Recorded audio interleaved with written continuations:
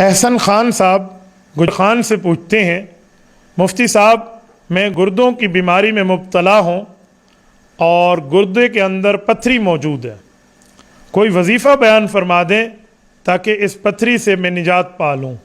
پتھری سے تو اللہ ہم سب کو بھی نجات عطا فرمائے، پتھری سے بھی اور پتھریوں سے بھی۔ میرے بھائی، یہ غالباً سورت نمبر 2 سورۃ البقرہ کی آیت نمبر 74 ہے۔ ہاں، آیت نمبر 74 ہے۔ وَإِنَّ مِنَ الْحِجَارَةِ لَمَا يَتَفَجَّرُ مِنْهُ الْأَنْهَارُ، یہ اس آیت کا ٹکڑا ہے۔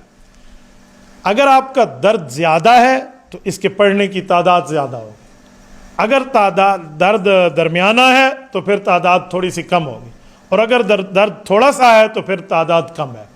جو بالکل چھوٹا لیول ہے وہ 333 ہے، اس سے بڑا وہ ہے 555، اور سب سے زیادہ آپ آپریشن کے قریب آئے ہوئے ہیں اور آپ کہتے ہیں پیشاب کے راستے سے نکل جائے تو پھر یہ وظیفہ آپ 1111 مرتبہ پڑھیں۔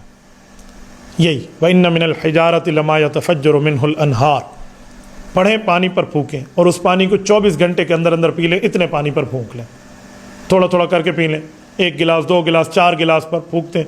24 گھنٹے کے بعد آپ پھر 24 گھنٹے کے بعد پھر انشاءاللہ تعالی 1 ہفتے کے اندر اندر آپ کے معاملہ سالو ہو جائے گا۔ اس معاملے میں تجربہ بھی ہے، مشاہدہ بھی ہے، اور رب کریم کی اس آیت میں اللہ تعالیٰ نے تاثیر بھی رکھی ہے۔ تو میں اللہ تعالیٰ سے پر امید ہوں کہ آپ کی بیماری کا انشاءاللہ شافی کافی علاج ہو جائے گا۔